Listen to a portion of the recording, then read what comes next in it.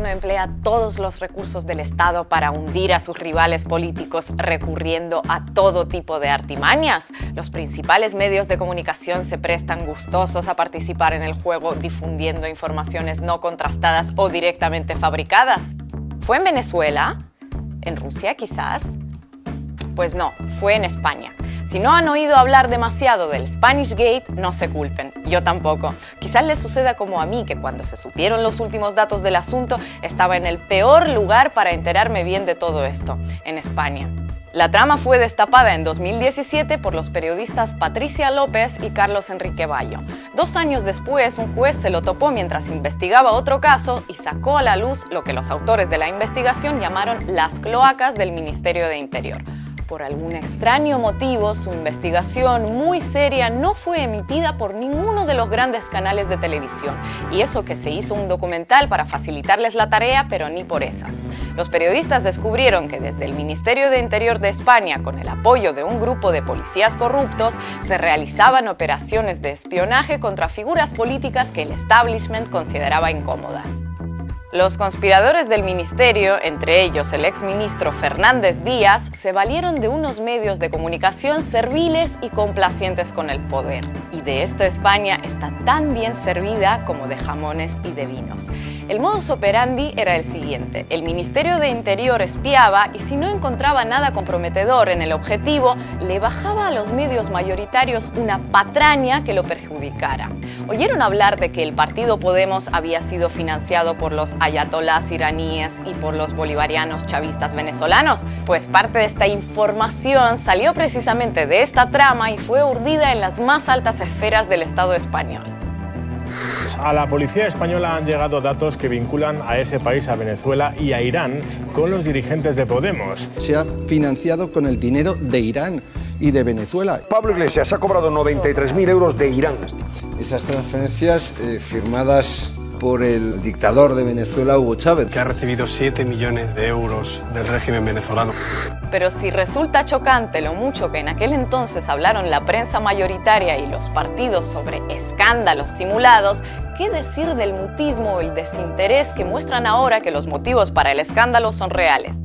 El espacio que los medios están dando en la actualidad a todas estas tramas es más bien secundario y ni se molestan en fingir indignación ni mucho menos exigir aunque sea una citación de los cargos políticos implicados.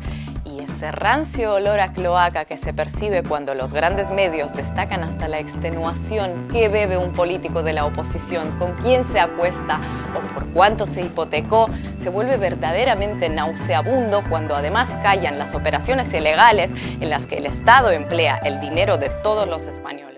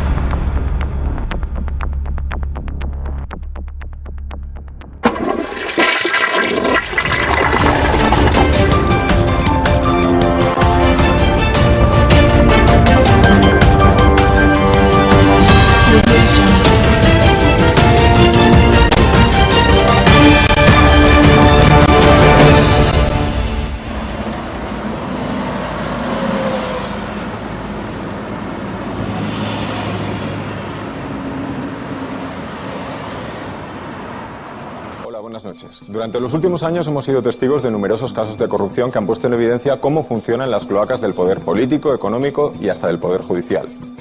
Eso ha sido posible gracias a la labor encomiable de innumerables periodistas que han hecho lo que tenían que hacer: fiscalizar al poder. Sin embargo, durante todo este tiempo, nadie, o casi nadie, le ha dado la vuelta a la cámara. Es decir, nadie o casi nadie se ha dedicado a cuestionar el trabajo de esos mismos periodistas.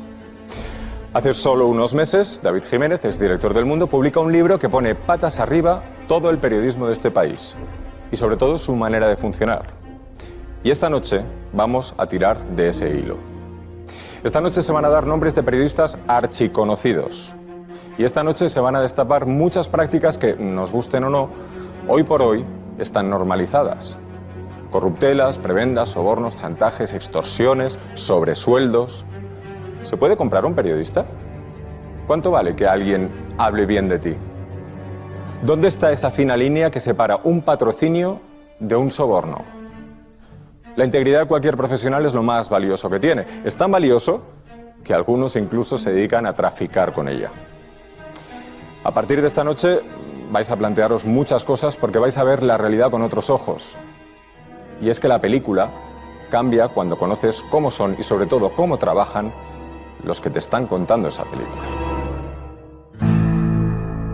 Periodistas, en sus manos está defender la democracia y la verdad. Son nuestros ojos y nuestros oídos en el mundo.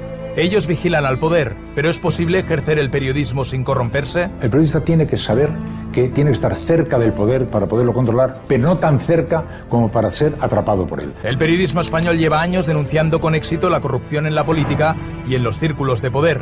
Pero ¿quién controla a los periodistas? El banco, desde arriba, se había dado la orden de que a los periodistas se les concedieran créditos a tipos de interés que no estaban en el mercado. Hay economistas que todo el mundo conoce y que salen en radio y televisión que les patrocina directamente un banco. ¿Se puede comprar la voluntad de un periodista? ¿Es ético que los periodistas acepten regalos de lujo de empresas sobre las que tienen que informar? Claro, aceptar esos regalos, alguien no podría interpretar que tu independencia... Bueno, que lo interprete como quieran. Yo tengo mi ética personal y sé cuándo tengo que decir que sí y cuándo decir que no. ¿Tuvo que rechazar la oferta para el Mundial o no invitaron a Iñaki Gabilondo? Bueno, sí me invitaron. ¿Y lo rechazó? No fui. Con la eclosión de los medios digitales nace una nueva especie de periodista dedicado a la extorsión. Con una audiencia insuficiente para su sostenibilidad económica, algunos de estos medios se dedican a chantajear con información, falsa en la mayoría de los casos. Me dice que tiene una recopilación de informaciones contra el Consejo con las que va a hacer muchísimo daño y que a cambio de no publicarlas tenemos que pagar 300.000 euros. El tándem formado por el excomisario Villarejo y el exministro de Interior Fernández Díaz sacan lo peor y lo mejor del periodismo. Yo, siendo director del Mundo, a mí se me ofrece 2 veces un informe falso sobre la financiación de Podemos. ¿Qué ocurre? Que al día siguiente de rechazarlo sale publicado en otros 2 medios. ¿Hay miedo hacia Villarejo aún? Muchísimo. ¿Por qué? ¿Por qué hay miedo? Pues porque es gente muy mala. ¿Y la parte peor incluye grabaciones? No, la parte peor incluye que te maten. ¿Existen las presiones del poder económico? ¿Hasta qué punto los anunciantes pueden condicionar lo que escriben o dicen los periodistas? Yo viví presiones de grandes empresas que sí que se creían, en cierto modo, con la potestad de decidir sobre qué se publicaba o no se publicaba porque eran grandes anunciantes, ¿no? Este es el mejor momento para hacer periodismo y el peor momento para vivir del periodismo. Y ahí está la clave.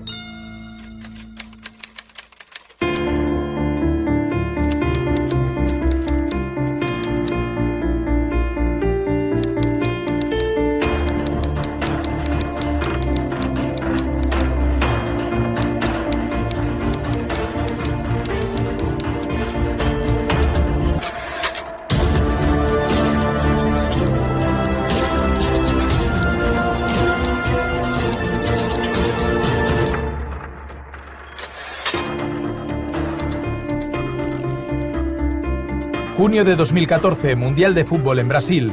España está paralizada. La Roja defiende su título. Decenas de españoles pagan de su bolsillo el billete y el hotel para ver en directo a la selección. Entre la hinchada se encuentran algunos privilegiados que actúan como si fueran un aficionado más, pero no lo son. Son periodistas que viajan con todos los gastos pagados por varias empresas del IBEX, pero que no están allí para informar del trascendental partido, sino simplemente para disfrutar del evento gratis total. ¿Por qué aceptó ese viaje? Bueno, yo no tenía ningún tipo de compromiso. Claro, aceptar esos regalos, alguien no podría interpretar que tu independencia... Como quieran, yo tengo mi ética personal y sé cuándo tengo que decir que sí y cuándo decir que no. ¿Considera que este regalo no le condiciona a la hora de informar sobre quién le ha invitado? Primero, yo no trabajo en el mundo futbolístico, Y segundo, no trabajo en información económica, es decir, no tiene por qué condicionarme a mí. Que una empresa promocione un determinado producto facilitando su cobertura mediática con acciones asociadas a ese producto entra dentro de lo razonable. Pero desde hace años muchos periodistas aceptan de grandes empresas regalos espléndidos que nada tienen que ver con la promoción de ningún producto. Viajes únicos, complementos de lujo, pases exclusivos a conciertos y a carreras deportivas. A mí una de las cosas que más me llama la atención es que no estamos hablando de periodistas en precario que cobran 800 euros y a lo mejor no se pueden pagar el viaje a la Eurocopa y quieren cubrirlo informativamente. Que eso también está prohibido en países como Estados Unidos. No, estamos hablando de periodistas que ganan mucho dinero, que tienen una posición de privilegio, que no van a pasar ninguna dificultad y que se podrían pagar el viaje perfectamente. El viaje de María Escario al Mundial de 2014 levanta ampollas porque con su actuación los periodistas contravienen una norma interna de Televisión Española que especifica que no se pueden aceptar regalos de cuantía superior a 100 euros. María Escario no fue a informar del Mundial, fue solo a disfrutar de los partidos de La Roja, como una aficionada más, pero gratis. ¿Con qué independencia vas a informar tú después de una gran compañía con la que has estado compartiendo viaje gratis total con sus directivos, jamón de pata negra, entradas gratis, hotel de 5 estrellas y al día siguiente imaginemos que se descubre un caso de corrupción en esa empresa? ¿Va ese periodista a desvelarlo? ¿Va a informar sobre ello? ¿Tuvo que rechazar la oferta para el Mundial o no invitaron a Iñaki Gabilondo? Bueno, sí me invitaron. ¿Y lo rechazó? No fui. ¿Se enfadaron? ¿Se molestaron? No, pero es que esto no suele ser así. O sea, los que hemos trabajado en grandes organizaciones, hemos tenido una notoriedad, nos ha ido especialmente bien, hemos tenido otra capacidad de maniobra. Nos han querido seducir más que otra cosa, ¿no? Y eso, hombre, si no eres un niño pequeño, lo notas, ¿no? Es difícil saber cuánto pueden condicionar la independencia de un periodista esos regalos de lujo, pero solo aceptarlos genera como mínimo la duda. El Código Deontológico de la Federación de Asociaciones de Periodistas de España lo deja muy claro en su artículo 7. El periodista no debe aceptar retribuciones o gratificaciones por promover, orientar o influir sobre informaciones que publique. Pero ni la por entonces presidenta de la Asociación de Periodistas de Madrid, Carmen del Riego, tiene reparo en aceptar el mismo regalo que sus otros compañeros. En el caso de los viajes, a mí me parece que está mal. En el caso de los claros obsequios que tienen por intención pues seducirte o halagarte, deberíamos ser más estrictos. Creo que a lo largo de los años ha habido demasiada manga ancha, bastante permisividad en estas cosas y coqueteos demasiado familiarizados entre periodistas, políticos, empresas, etcétera, ¿no? Y eso, de verdad, está muy mal. Lo que no es tan normal es que nosotros los periodistas estemos acostumbrados a lidiar con ese tipo de regalos y olvidar que nuestro trabajo es supervisar y hacer las preguntas incómodas. Pocas preguntas se hacen los periodistas económicos antes de junio de 2016, antes de que caiga el Banco Popular. Aunque algunos alertan de la debilidad del banco, la mayoría asegura que el Popular es uno de los más sólidos de Europa y recomiendan sus depósitos por su elevada rentabilidad. El Banco Popular es curioso porque un exconsejero, ¿no?, de ese banco me contó cómo el banco desde arriba se había dado la orden de que a los periodistas se les concedieran créditos a tipos de interés que no estaban en el mercado. O sea, si el tipo de interés en el mercado estaba al 2, pues se lo vamos a dar al 0,5. Claro, una vez les habían hecho el favor, a cambio, ¿qué esperaban? Recibir información amable sobre sus operaciones, sobre su situación y demás. Oye, si resulta que para tu colectivo te dan unas hipotecas al 0,5 y tú hablas con las personas de allí y te dicen, no, bueno, esto está bien, o te piden el favor, oye, mira, no digas esto porque vas a generar alarma social, y te quedas así y dices, pero si determinado ministro y ministerio está sacando fondos el día anterior. Y lo increíble es que ese banco, que durante décadas mantuvo la reputación de ser el más sólido de la prensa de la banca en España, terminará yéndose a pique. Y uno se pregunta, oye, a lo mejor si los periodistas hubieran estado alertando sobre las cuentas de ese banco antes, en vez de recibiendo créditos a tipo 0,5, nos habríamos ahorrado muchas desgracias para pequeños ahorradores, para gente que eran accionistas. Es decir, por eso es tan importante que los medios de comunicación sean independientes. Hay economistas que todo el mundo conoce y que salen en radio y televisión que les patrocina directamente un banco. Entonces, evidentemente no van a hablar mal de ese banco. Te hacen regalos, te regalan gemelos, te regalan bombones, te regalan de toda la serie de cosas. Es un detalle, porque es un detalle, pero bueno, es una lluvia fina de cosas que al final, bueno, pues está ahí, va surgiendo. ¿Estos gemelos que llevas forman parte de esta lluvia fina? Sí. ¿Y entonces estos gemelos significan que te vendiste? No, a ver, una cosa es que te regalan unos gemelos, porque bueno, les puede es un detalle que ellos dan, pues como si te dan un paraguas o si te dan un bolígrafo, ¿verdad? Si subimos de nivel y vemos los regalos que se proponen a directores de periódicos, la cosa cambia. Viajes de lujo a medida, experiencias exclusivas, solo por ser el responsable de un periódico. Me ofrecieron nada más llegar a la dirección del periódico a ver un concierto de Sting en privado, o para un selectísimo grupo de personas. Me dijeron que vendrían a buscarme, un chofer, que viajaría a la Costa Brava, por supuesto el vuelo era en primera clase, hotel 6 estrellas, todo lujosísimo. Claro, yo llevaba una semana solo en la dirección del periódico, cuando lo vi y recuerdo sonrojarme físicamente, decir, pero si este es un banco del que informamos todos los días en el periódico, ¿cómo puede pensar que yo, como director del periódico, vaya a aceptar un viaje así? Y ahí es donde se produce esa anécdota en la cual me dicen, ¿quieres ver la lista de los que aceptaron el viaje el año anterior? Y ahí empiezo a ver pues, a directores de periódico, a directivos de medios, a prácticamente todos, porque no lo ven mal. Hay una forma directa. Te toco la puerta, buenos días, ¿te apetece una comida maravillosa con una gente importantísima, puerta cerrada solo para ti y para un par de periodistas más de confianza? ¿Me apetece? Es una forma directa. También está la forma indirecta, que es decir, oye, me dejo todos los años 500.000 euros en publicidad en tu periódico. No te va a aportar mal conmigo porque de esos 500.000 euros comen tus periodistas. Y si yo retiro esa publicidad, tú vas a tener problemas. ¿Y dónde está la línea de me ayudan, financian, me comprometen o me convierten en uno de los suyos? Pues esto es una gama muy sutil. Si tú mañana vayas a abrir un periódico económico y de repente los 5 bancos principales muy gustosamente te subvencionan con un dinero para ayudarte a empezar, pues es interesante saber cómo vas a gestionar tú ahora la relación con ellos que te han ayudado a empezar.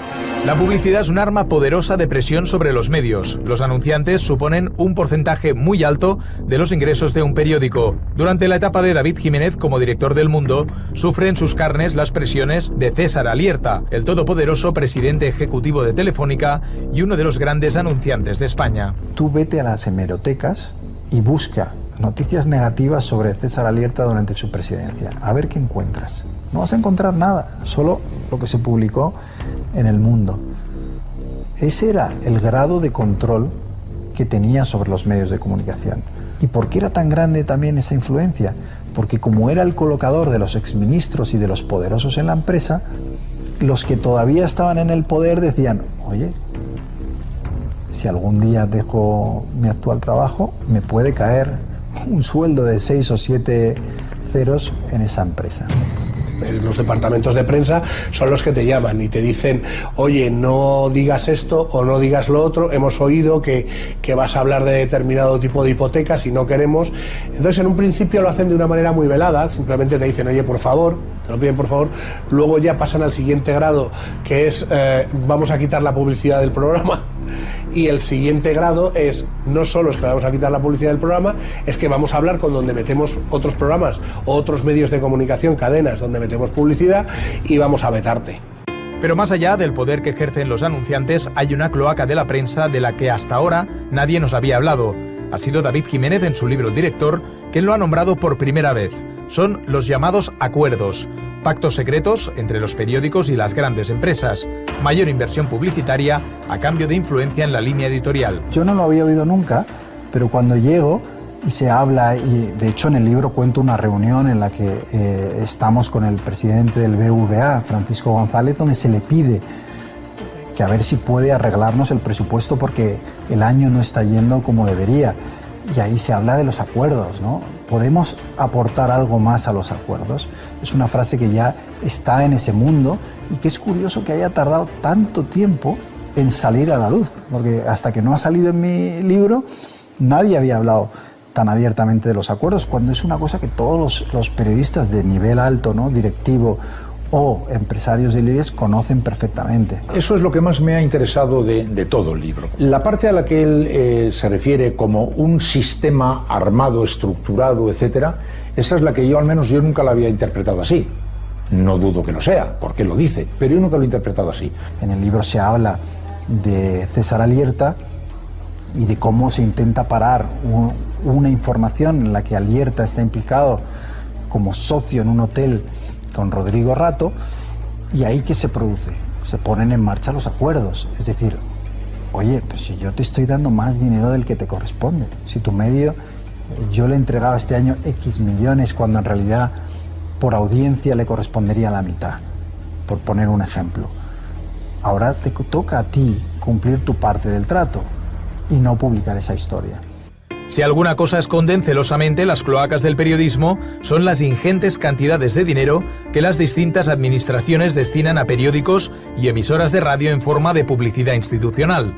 Gobierno, autonomías y ayuntamientos tienen a su disposición presupuestos millonarios que utilizan para financiar especialmente a los medios afines. La publicidad institucional se utiliza de forma arbitraria, es decir, premio a los medios que me tratan bien y castigo a los que no.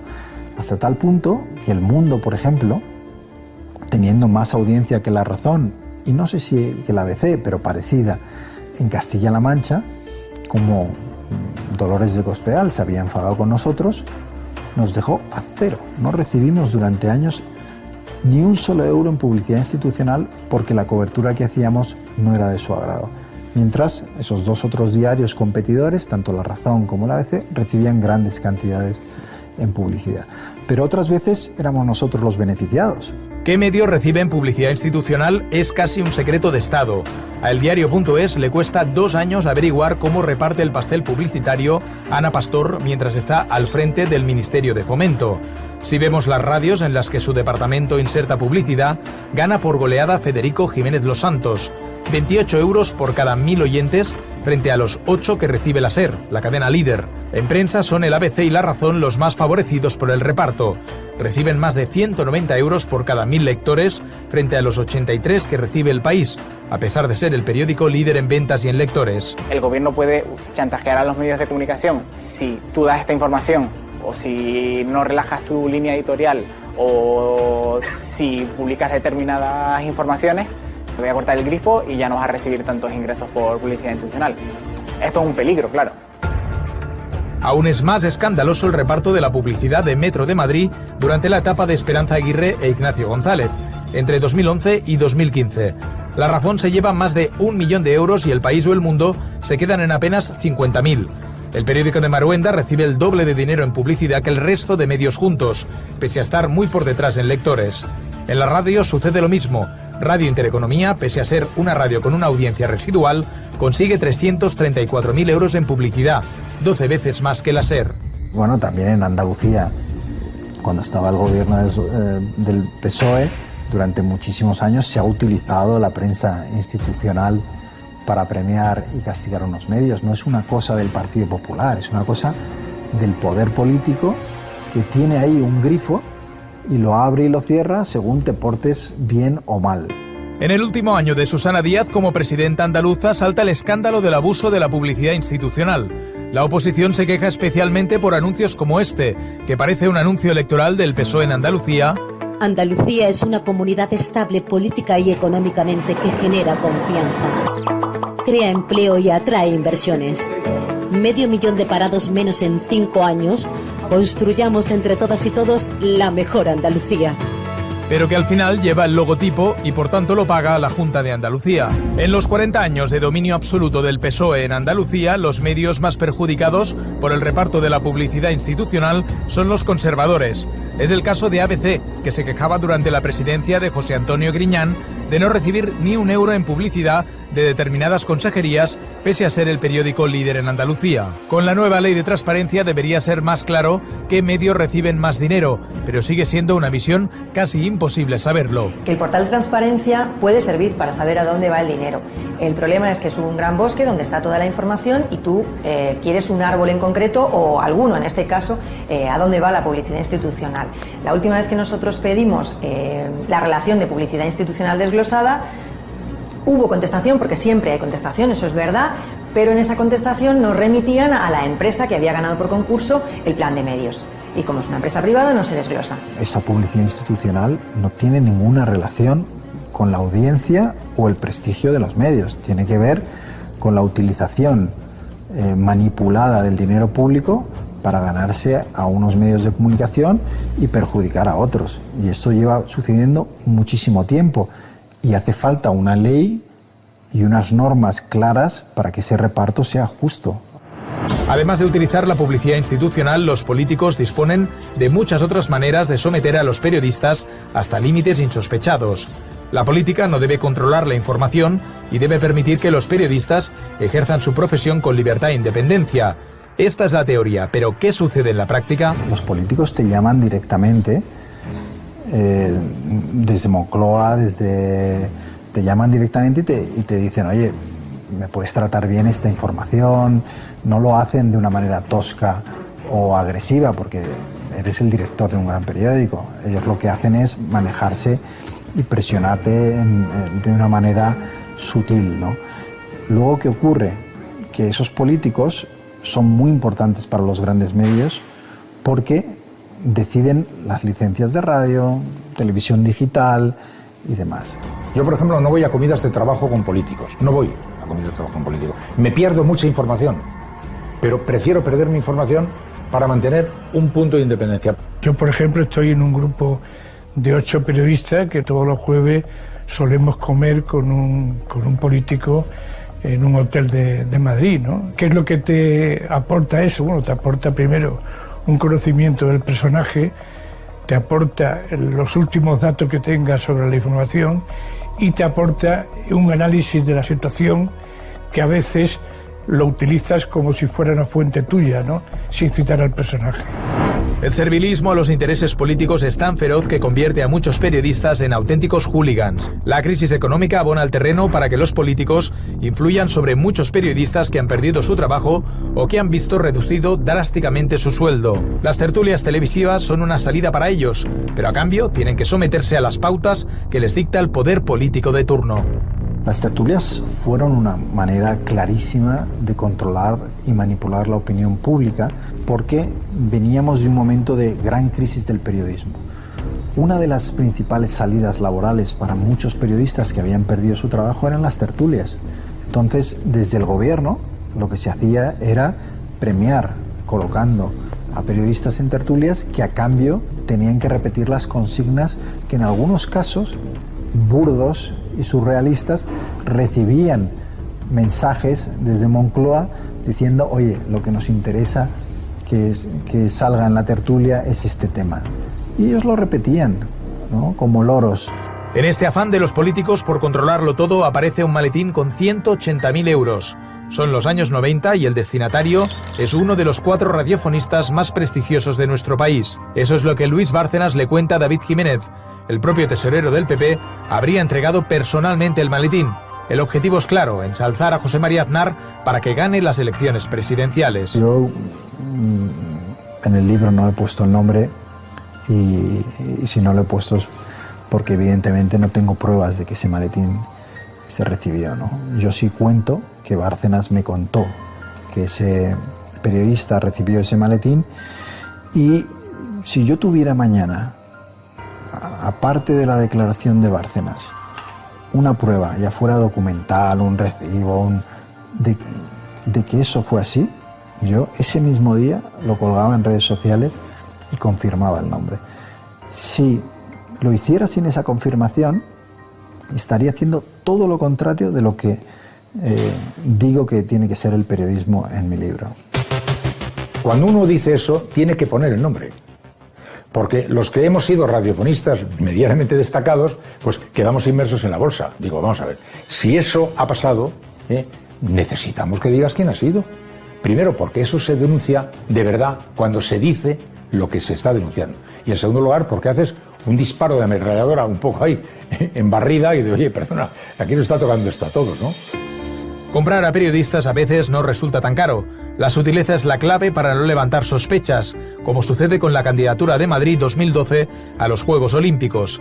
La reina Sofía encabeza la delegación española en Singapur. Se acerca el momento decisivo. Madrid compite con 4 pesos pesados: Londres, París, Nueva York y Moscú. Las expectativas son máximas y la delegación española está convencida de su victoria. Allá hubo una inundación de dinero. Además, la candidatura se articulaba por medio de una fundación que se supone y es sin ánimo de lucro, pero que su principal aportación era a través del ayuntamiento. La cantidad de cientos y miles de euros que al mes se llevaba las personas encargadas de desarrollar esta candidatura, la primera, la que se decidió en Singapur. El Ayuntamiento de Madrid realiza un importante desembolso para facilitar su cobertura mediática y cubre los gastos de desplazamiento y de alojamiento a más de 100 periodistas en Singapur.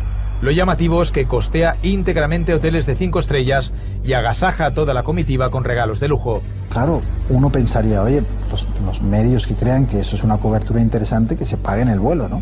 Pero claro, la sorpresa fue cuando no era el vuelo. Es que les pagaron un hotel de 5 estrellas en el que yo me alojé, pero pagando ese dinero lo pagó el periódico. Y luego me recuerdo estar en esa conversación donde dice, bueno, oye, yo veía que todos llevaban el mismo reloj, un reloj estupendo. Digo, joder, qué casualidad que a 120 periodistas les guste el mismo reloj.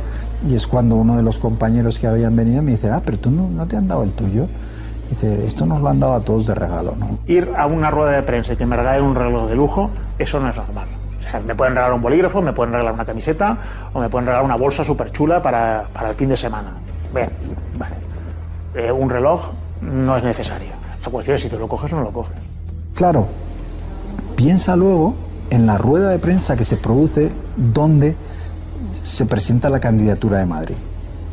Y es muy interesante si alguien se va al vídeo de aquellos días y ve las preguntas que se hicieron, porque yo sentía sonrojo, porque claro, todas las preguntas eran: qué maravillosa presentación ha hecho Madrid. En primer lugar, quiero darle la enhorabuena, felicitarle por la exposición que el alcalde de Madrid ha hecho de la candidatura española, por supuesto a todos los integrantes de la delegación española que han participado. Bien, gracias por sus consideraciones iniciales. Quería preguntarles, sin duda los que hemos estado presentes siguiendo las distintas presentaciones, la de Madrid sin duda ha sido extraordinaria. Y todos los periodistas estaban absolutamente convencidos de que Madrid iba a ganar y no hacían más que decirlo en sus reportajes. Pero todos habían hecho un viaje a Singapur, gratis total, pagado por el contribuyente, porque el Ayuntamiento de Madrid había decidido que fuera así. Y porque el Ayuntamiento de Madrid quería que esa cobertura fuera tan amable como fue. A mí me produce vergüenza, ¿no?, cuando veo que los periodistas, por absolutamente nada, ¿no?, por un viaje o por cualquier cosa, son capaces de condicionar su trabajo. Y gracias a ustedes, gracias a los medios de comunicación que han sido generosos, extraordinariamente generosos. La crisis económica se ceba especialmente con los periodistas y esto se nota en las cloacas, que encuentran en Internet un gran caldo de cultivo. El cambio de modelo en los medios de comunicación sacude al periodismo. Tiene que competir con un tío que hace un clic y te da la noticia, ha puesto en crisis naturalmente a todo el periodismo escrito. Y entonces los medios de comunicación han empezado a provocar eso que hemos visto: paro en canteras industriales, salarios de miseria, contratos basura, pues enviados especiales suprimidos, corresponsabilidades cegadas, sustituir el reporterismo por el síguelo por la pantalla, etcétera, etcétera. La eclosión de los periódicos digitales y su dificultad para subsistir trae consigo un nuevo modus operandi de algunos medios de comunicación para captar publicidad: la extorsión. Dos empresarios, dos directivos de un gran banco se me quejan de que están constantemente pagando mordidas publicitarias a digitales, porque no estamos hablando de uno u otro, estamos hablando de decenas de medios digitales que durante los años más duros de la crisis vivían del chantaje, es decir, de ir a esas empresas a decirles: nosotros te ofrecemos que pongas publicidad y a cambio tus directivos van a dormir tranquilos, no les vamos a molestar. Una víctima de este modus operandi es Íñigo Lapetra, director de comunicación del Consejo General de Enfermería de España. En este caso, el chantaje lo hace el director del portal digital PR Noticias, Pedro Aparicio. Un día recibo un mensaje de Pedro Aparicio, donde me dice que quiere, en principio quería verse con el presidente del Consejo General de Enfermería. Y luego pues insiste y al final dice que conmigo, muy enfadado. Entonces pues me cita en su despacho y me dice pues que tiene una información terrible contra nosotros. Y bueno, pues me dice que tiene una recopilación de informaciones contra el Consejo con las que va a hacer muchísimo daño y que a cambio de no publicarlas tenemos que pagar 300.000 euros. Todavía desconcertado ante el chantaje que está recibiendo, Íñigo Lapetra consigue activar la grabadora del móvil sin levantar sospechas. Mira, los cauces de entendimiento son los siguientes. Me das 300.000 euros, se lo dices así a tu jefe, para saldar los 10 años que me lleva tocando la polla. Así de claro. Y eso lo facturo con 6 sociedades distintas. Eso para que me deje de tocar la polla. Le doy el informe y no quiero saber nada más de él. Así de claro. No quiero nada más. ¿Te interesa? El acuerdo. Mira, estas 6 sociedades te van a girar 50.000 euros cada una. Esta por este concepto, esta por este y esta por este. Cuando pagues ya hablaremos. Y por supuesto, tienes mi garantía de que me corto los cojones de que nunca hablaré de este tema. Con la grabación como prueba, el Consejo General de Enfermería de España e Íñigo Lapetra no acceden al chantaje y denuncian al director de PR Noticias, Pedro Aparicio. Pero las represalias no se hacen esperar. Entonces, bueno, pues lo que hacía en sus editoriales es que dejaba siempre unas líneas que pues los llamaba la maldad del día y bueno, pues hablaba, se inventó un personaje que era mi portera Lapetra, claramente cualquiera que nos conociese sabía que era yo, y bueno, pues escribía todo tipo de insultos y de menoscabos hacia mí, ¿no? Como que pues decía que yo comía carne en barra, o que la portera Lapetra comía carne en barra, que no conocía el ADN, o que mis hijos no conocían su ADN, que no sabía quién era el padre de mis hijos. Muy desagradable, ¿no? El director de prnoticias.com es condenado penalmente a 4 meses de cárcel como autor criminalmente responsable de chantaje y a una multa de 5.500 euros. Por los posteriores y reiterados insultos, es condenado a indemnizar a Íñigo Lapetra con 10.000 euros más por menoscabar su honor. Yo tengo un amigo que tenía un digital, ¿no? Y me contó una vez una cosa curiosa, ¿no? Lo había hecho a la inversa, es decir, el periodismo de chantaje no era lo suyo, es decir, ir a una empresa y llamarla y decir o me pones publicidad o te voy a dar un golpe con alguna historia comprometedora, y lo hizo al revés. Lo que hizo fue empezar su digital dando una gran leche a una empresa del IBEX, sabiendo que un mes después la iban a llamar. Y efectivamente, llamó una persona de esa empresa y dijo: se nos ha abierto una pequeña partida en el presupuesto y nos gustaría aportar publicidad. Le dieron una cantidad, yo creo recordar si fueron 60.000 euros, una cosa así, que para una gran empresa no es absolutamente nada. Es muy poco dinero para ellos, pero para un medio pequeño digital es mucho dinero. Y a partir de ahí se ha llegado a un pacto no escrito por el cual ese medio ya no va a publicar nada negativo. Si hay una cloaca que lleva años contaminando con su hedor aparte de la profesión periodística, es la del Ministerio del Interior bajo el mandato de Jorge Fernández Díaz y durante la presidencia de Mariano Rajoy. Durante esos años, la llamada Policía Patriótica elabora contra rivales políticos informes falsos y verdades a medias que son filtrados a una selección de periodistas que no dudan en publicarlos sin ni siquiera contrastarlos. Ese personaje, cuando yo lo conozco por primera vez, me dice esa frase lapidaria, ¿no? De no son tiempos para la neutralidad, y me pide que ponga el periódico en favor de los intereses electorales de su partido. Es una persona que durante años estuvo manejando la información del Ministerio y de la Policía, las investigaciones, de forma partidista para perjudicar a los rivales políticos. El nexo de unión entre el Ministerio de Interior y los periodistas es el excomisario José Manuel Villarejo. Oculto tras su boina y su cartera, desde hace años acumula más de 400 dosieres con información confidencial muy comprometedora de políticos y empresarios que sigue distribuyendo a periodistas afines a cuentagotas y siempre en el momento más letal. A pesar de que ahora está en prisión, el excomisario sigue teniendo aterrorizados a muchos, también a periodistas. Yo estoy convencido de que en este país hay muchos periodistas grabados por Villarejo y que algunos de esos periodistas siguen, en cierto modo, al servicio de Villarejo porque están grabados, porque temen que pueda aparecer una grabación que les comprometa. Es decir, una vez tú sabes que Villarejo te ha grabado, si tú has dicho o hecho algo que no deberías, estás pillado, ¿no? Yo en el libro los llamo sus chicos, ¿no?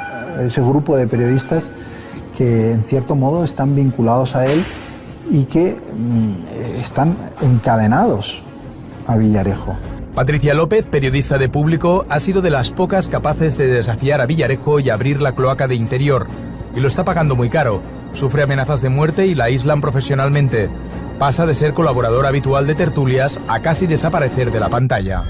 ¿Hay miedo hacia Villarejo aún? Muchísimo. Desde la prensa, ¿eh? Sí. Y me voy a ir a fumar un cigarro. ¿Por qué? ¿Por qué hay miedo? Pues porque es gente muy mala. Es gente muy mala y que sí. Vamos, digamos que esta es la cara de guante blanco, pero que tiene también la parte peor. ¿Y la parte peor incluye grabaciones? No, la parte peor incluye que te maten. O sea, lo de las grabaciones es lo de menos.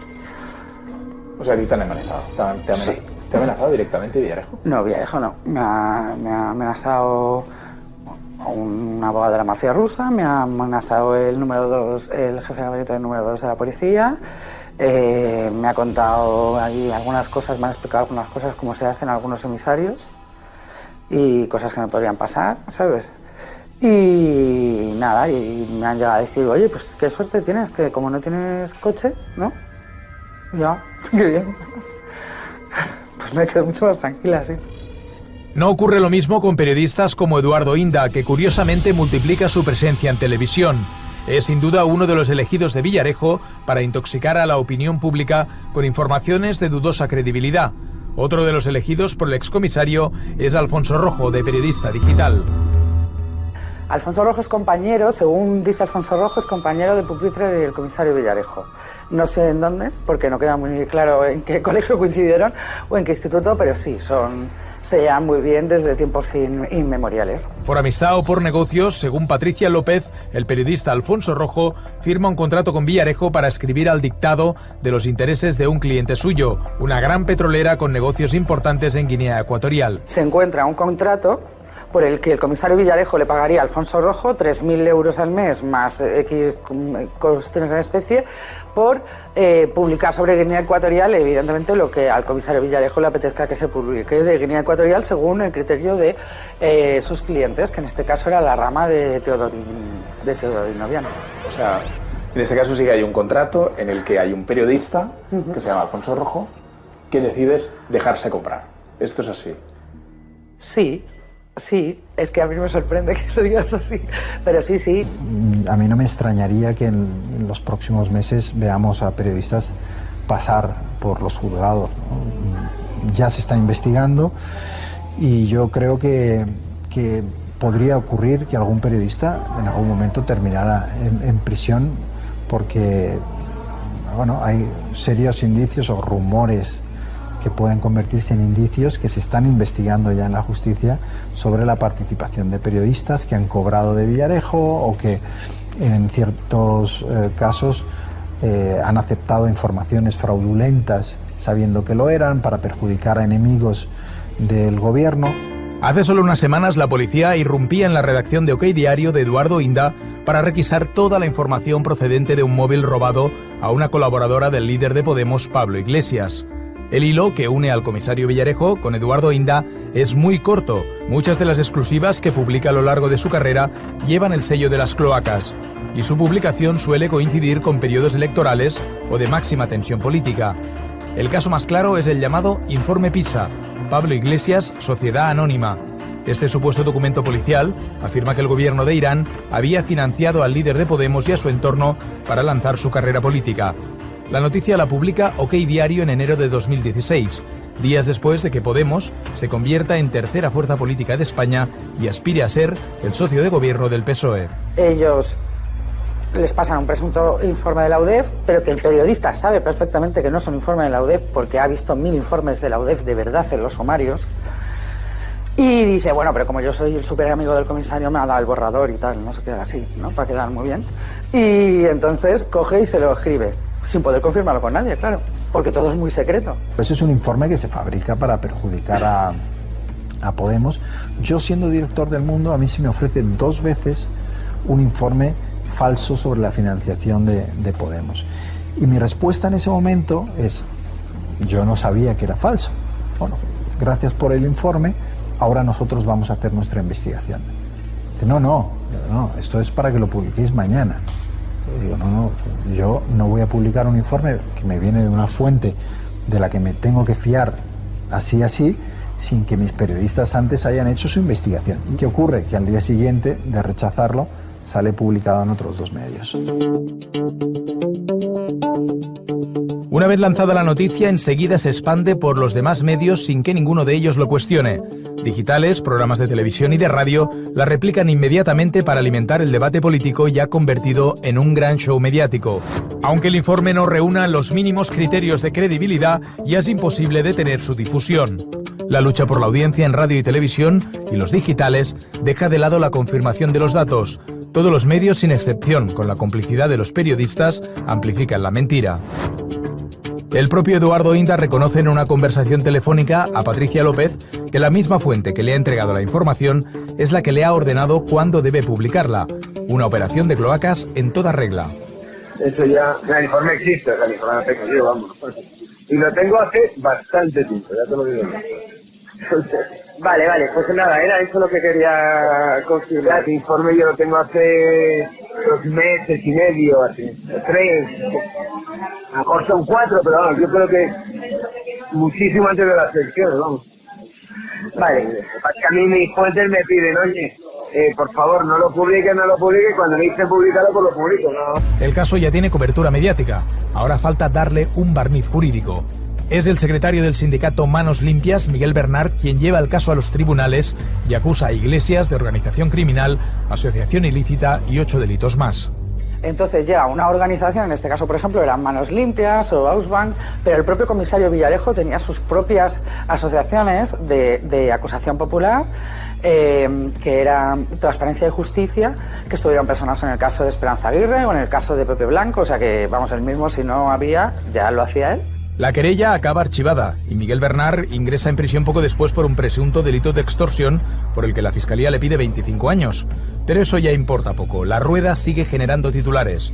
En mayo de 2016, en las vísperas de unas nuevas elecciones generales, OK Diario publica otro supuesto escándalo, que el gobierno de Maduro paga $272.000 a Iglesias en el paraíso fiscal de Granadinas en 2014. Un burdo montaje con un documento pegado de YouTube, pero que arrastra de nuevo a Podemos a las portadas. Había un concepto que era poliasni, que traducidos son los tontos útiles. Los tontos útiles. Entonces eran gente que les utilizaban sin saber que les utilizaban. Entonces hay 2 opciones, porque esa brigada político-mediática que se ha constituido, construyendo noticias falsas para atacar a enemigos políticos del Partido Popular. Eduardo, ¿qué quiere decir? Eso funcionaba. Es una evidencia que Eduardo Inda estaba en esa brigada porque era un agente. Hay 2 opciones. Una, que lo supieras. A lo mejor es tu madre. Será tu madre tonta útil, que lo supieras. No, por Dios. O que no lo supieras. No, es que si me lo está sabías, tonto útil. No, tú di lo que tú quieras. Déjame acabar. Yo lo que digo es que tonta útil será su madre o tonta útil su padre. Que supieras que formabas parte de esa brigada político-mediática, que lo supieras, por lo tanto eras conocedor y partícipe de esa trama, o que no lo supieras. En junio de 2016, Eduardo Inda publica una captura de pantalla de un chat interno de Podemos en la red Telegram. En una conversación con Juan Carlos Monedero, Pablo Iglesias se refiere a la presentadora de televisión española, Mariló Montero, con la frase «la azotaría hasta que sangrase», y también se presenta como un macho alfa. En esta ocasión no se duda en ningún momento de la veracidad de la información, que deja en muy mal lugar al líder de la formación morada, pero sí se empieza a cuestionar cómo se ha obtenido esa captura de pantalla. ¿Qué pasa? Como se lo dan a Inda, pues Inda se crea, no, esto nos lo dan desde dentro de Podemos porque hay una conspiración y no sé qué y tal. ¿Qué pasa? Que toda esta idea de la conspiración me la han dado desde dentro de Podemos, no es que la otra tenía un ataque de cuernos, no sé qué, porque se ha dicho, vamos, todas las barbaridades del mundo. Todo empieza aquí, en un centro comercial de Alcorcón, en noviembre de 2015. Dina Bouselam, asesora de Pablo Iglesias en el Parlamento Europeo, está de compras cuando le roban el teléfono móvil. La tarjeta de ese móvil contiene una ingente cantidad de información, fotografías, chats y los datos bancarios de Pablo Iglesias. 2 años después, esos datos aparecen en casa del comisario Villarejo durante un registro. ¿Cómo llegan hasta allí? La tarjeta, que aún no se sabe quién la roba, es ofrecida a la revista Interview. Quien la recibe es Alberto Pozas, director de la revista en ese momento. ¿Qué pasa? Cuando tú revientas esa tarjeta, pues de repente ves que hay una chica que tiene unas fotos, ¿sabes? Pues más cariñosas o menos cariñosas con una persona que ellos se creen que es Pablo Iglesias. Y entonces dicen, ¿esto a quién se lo damos? Pues a Interview. Interview decide no publicar el contenido de esa tarjeta y Antonio Asensio, presidente del grupo que editaba Interview, se la entrega a Pablo Iglesias. Paralelamente, Alberto Pozas, el director de la revista, le entrega el contenido de la tarjeta al comisario Villarejo. A partir de ese momento se reparte el contenido en varias informaciones filtradas. Por un lado, se ofrece a Eduardo Inda las famosas capturas de pantalla de Mariló Montero, y por otro, los números de cuenta corriente de Pablo Iglesias, que se encuentran en ese móvil y se usan para elaborar el falso expediente PISA. De ahí, a unos les dan las fotos de tal, a otros les dan las capturas de, ¿sabes?, de pantalla, pues eso tú luego lo vas distribuyendo. Ellos la utilizan para una cosa, pero no quiere decir que no la puedes utilizar para 5 más. Es como del cerdo hasta los andares, pues esto es igual. Es un poco así. Claro, ellos le sacan partido a todo.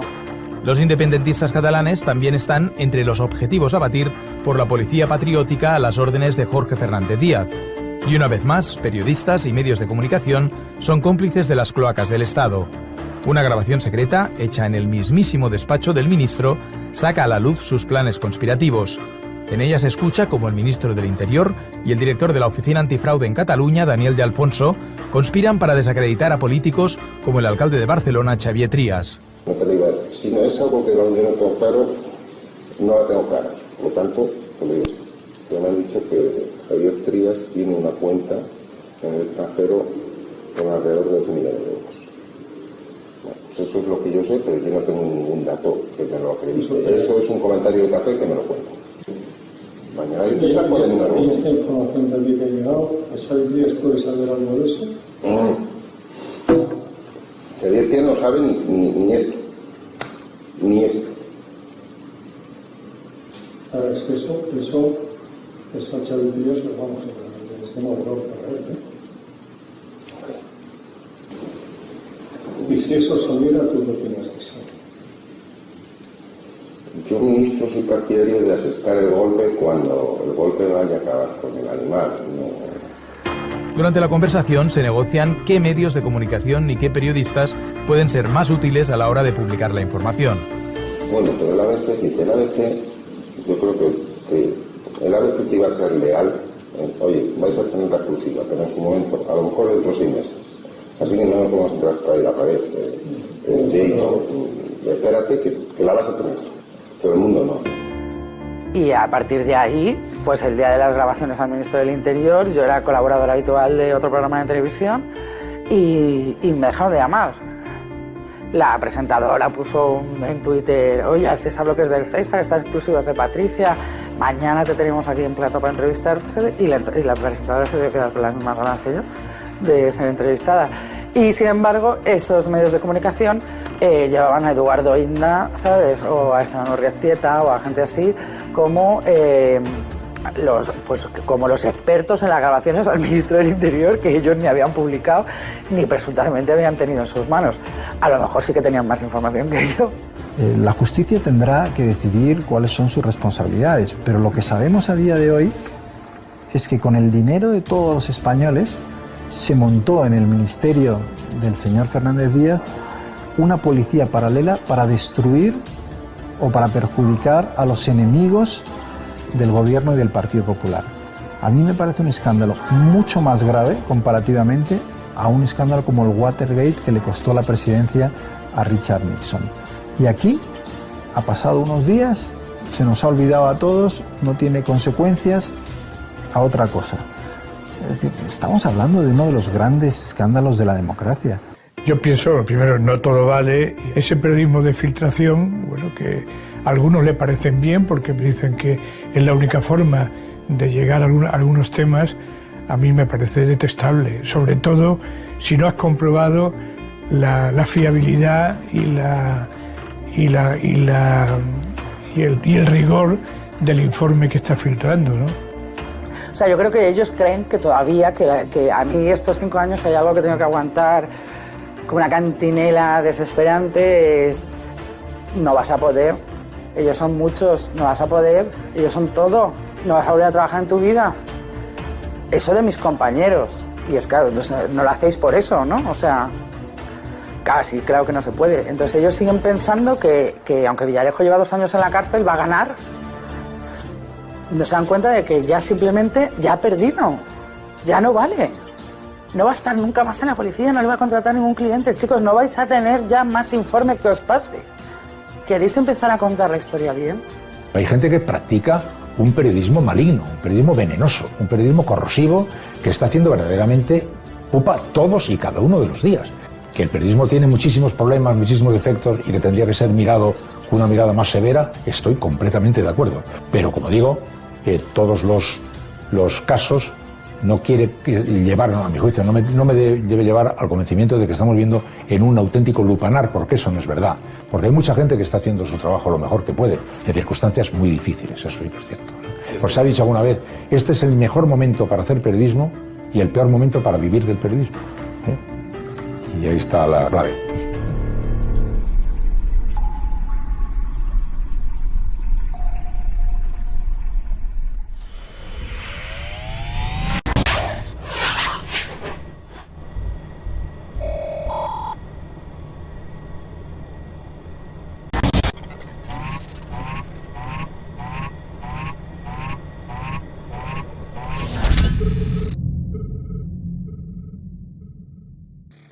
Decía Heráclito que nunca te bañas 2 veces en el mismo río, la segunda está más sucio. Y las aguas de las cloacas bajan cada vez más infectas. Ratas y reptiles de todas las especies, policiales, económicas, políticas y mediáticas, campan a sus anchas, amparados en un Estado que solo se acuerda de la Constitución cuando truenan los ecos del independentismo. ¿Vale todo con tal de hacer descarrilar a Podemos y un gobierno de izquierdas? Pues desgraciadamente parece que sí. El fin justifica los medios, aunque estos sean abyectos y antidemocráticos. Y para hablar de todo esto tenemos hoy a la bruja Avería y a la persona que más sabe de estas artimañas, Patricia López. No confundirlas. ¿Qué tal? ¿Cómo estamos? Oye, Patricia, se ha armado un pequeño revuelo por las declaraciones que hiciste aquí respecto de una comida que Ferreras había tenido con Villarejo, Mauricio Casals y Adrià de la Hoya. Bueno, es que nuestra bola funciona mejor que la de la bruja Avería. ¿Has visto? Ajá. Lo dijimos hace un año, ese vídeo prendió, dio muchas vueltas y al final, ayer, el señor Ferreras lo reconoció públicamente, no que había tenido una, sino que había tenido 3. 3 reuniones con Villarejo. Sí. Y en una, tú planteaste que ahí se discutió sobre la falsa factura de las Islas Granadinas con el falso pago a Pablo Iglesias de $272.000, si mal no recuerdo. O sea, la comida se produce un mes antes de esa segunda convocatoria electoral, de las elecciones del 26J en concreto. Yo conozco de esa comida porque hay unos comensales al lado, y así lo expliqué la primera vez que lo conté, que escuchan perfectamente la conversación, y entre los temas que se trata el tema de las granadinas de Pablo Iglesias, se trata el tema electoral y se tratan temas que afectan directamente a la opinión pública. Y después de esa reunión, Ferreras escuchó, sin decirle nada a Inda, cómo en su programa esgrimía la falsa factura de las Islas Granadinas y decía, eso es periodismo, sabiendo que era falsa. Y dijo ayer una cosa, que es que el señor Inda no hace columnas de opinión con el tema de las Granadinas ni el informe PISA. El señor Inda da noticias, ¿no? Se supone que da hechos. Y el señor Ferreras dijo ayer que, bueno, que él opinaba que eso era falso. No, es que esto no es una cuestión de opinión. O sea, si algo es negro, y si es blanco, es blanco. No opinas que es negro, pero es blanco. No.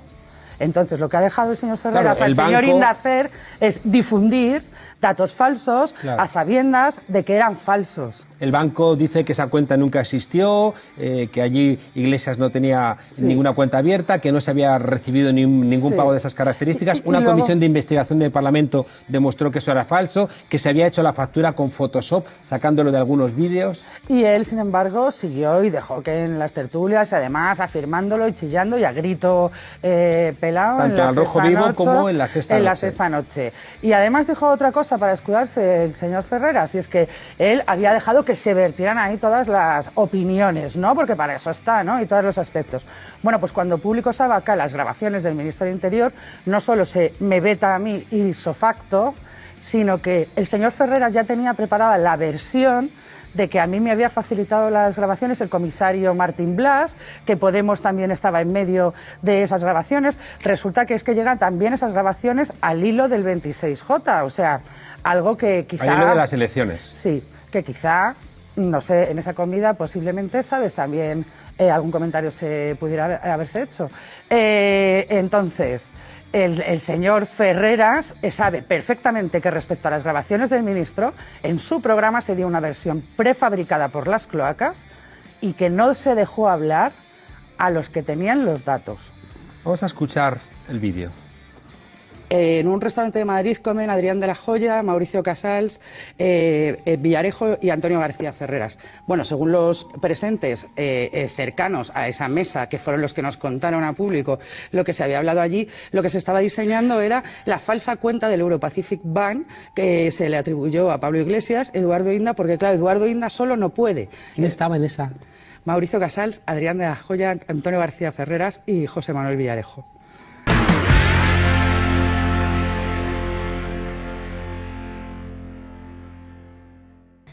Bueno, yo ahora me voy explicando por qué nunca me han invitado al Rojo Vivo.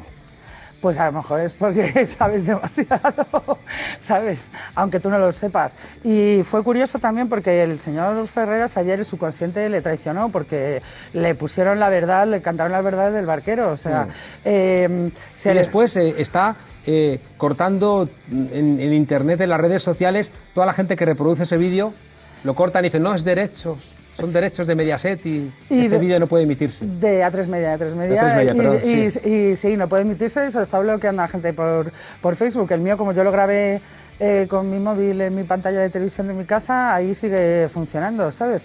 Y me parece que fue enorme y que se le cayó la cara de vergüenza y que cuando se te cae la cara de vergüenza te traiciona el subconsciente. Y entonces dijo otra cosa que también fue muy curiosa, y es que él había sufrido presiones del PP y del PSOE de Rubalcaba. Ajá. Pues entonces yo le pido a Pedro Sánchez desde aquí que por favor no haga caso al PSOE de Rubalcaba ni a los ministros y gente del PSOE que pueda estar afectada por estas cloacas, sino que haga caso a los funcionarios, a la gente del PSOE que no está afectada por las cloacas y que quiere acabar con ellos. Déjame preguntarte en esa dirección, Patricia, decía Marlaska y decía Pedro Sánchez y alguna ministra que ya no existían cloacas en España vinculadas a esa policía política. ¿Está limpio el Ministerio del Interior de cloacas? Bueno, eso es una gran mentira que han dicho. Hoy, por ejemplo, la Fiscalía y el juez de la Audiencia Nacional de Tandem ratifican que lo que había ahí era una organización criminal, no eran unos díscolos, unas personas sueltas, ¿no? Como quiso decir el otro día el ministro Marlaska, y que además ahora no están en su puesto, no siguen estando en su puesto, no se ha abierto ningún tipo de régimen disciplinario. Son el señor Andrés Gómez Gordo, el señor José Ángel Fuentes Gago, el señor Bonifacio Díaz. Hay bastantes personas con sus nombres y apellidos y ahí siguen, y además de excusarse, el ministro Marlaska no ha hecho absolutamente nada más. Lo que ayer, por ejemplo, propuso Podemos de la Unidad de Corrupción Institucional no es asuntos internos, que es la burla que quiso hacer ayer el ministro Marlaska, es una unidad que no dependa ni de Policía, ni de Guardia Civil, ni de nadie, precisamente para que no pueda estar contaminada, porque al único comisario de Asuntos Internos que ha querido investigar a esta gente se le fulminó directamente. Sí, aparte que está recogido, ¿no? Constitucionalmente la existencia de una policía judicial. O sea, la policía judicial existe, pero que sea una policía judicial al margen de los cuerpos de seguridad del Estado para poderlos tener controlados.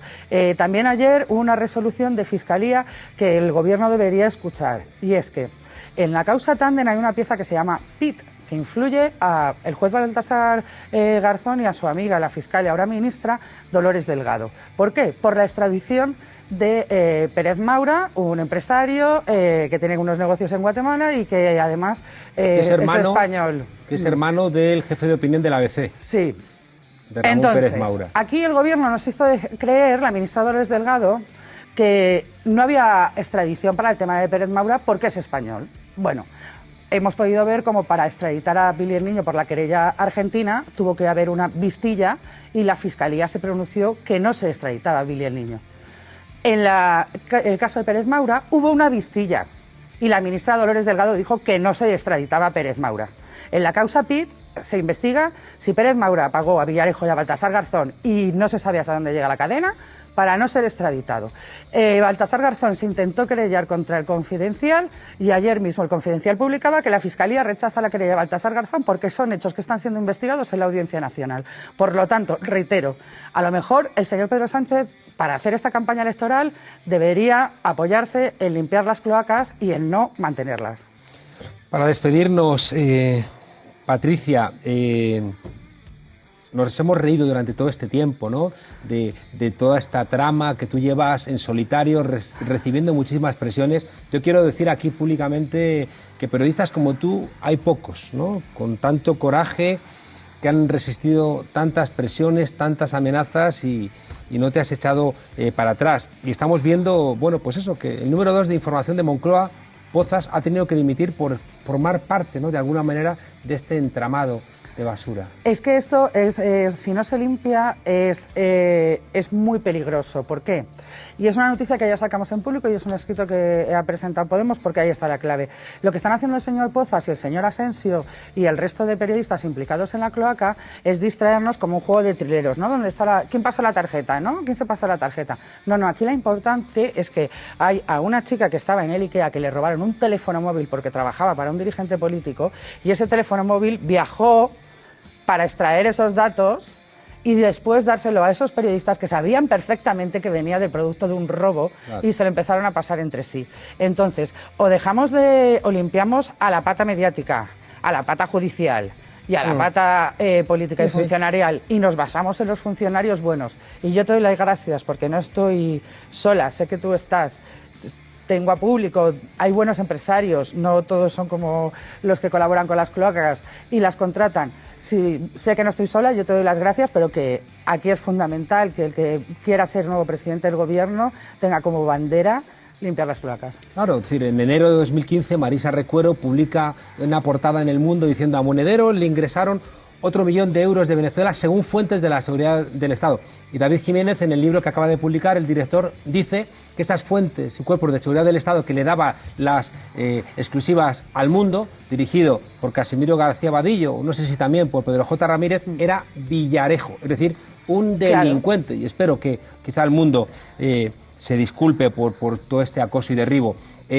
Policías corruptos, medios de comunicación corruptos, empresarios corruptos, no sabemos qué va a pasar con el CNI. No sabemos también qué va forma a pasar, parte de toda esta lógica, ¿o no? Bueno, por ahora el CNI es enemigo de la casa. Yo siempre lo he dicho y ha sido muy difícil de mantenerlo. Esto no es una cuestión de derechas y de izquierdas, de clases de arriba y de clases de abajo, porque también se ataca al CNI y a la Casa Real. Esto es una cuestión de qué país queremos construir. Si queremos un país honesto y decente ya de una vez por todas, que tire para adelante y construya, o queremos seguir teniendo un país extorsionado, podrido y que viva de las fake news para que otros se hagan ricos torsionando a los demás.